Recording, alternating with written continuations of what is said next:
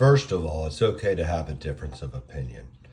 To the gentleman that wants you to put not one in the chamber, that's your opinion. My opinion is you keep one in the chamber. Guns don't go off by themselves. Also, when you're in a tactical situation trying to evade, escape, and not have to use your firearm, the last thing you want to do is have to look for a safety or worry about that consideration. Your safety is the trigger, and this Glock 43 works great. I'm all for one in the chamber. Second Amendment's forever. Please like, share, and subscribe.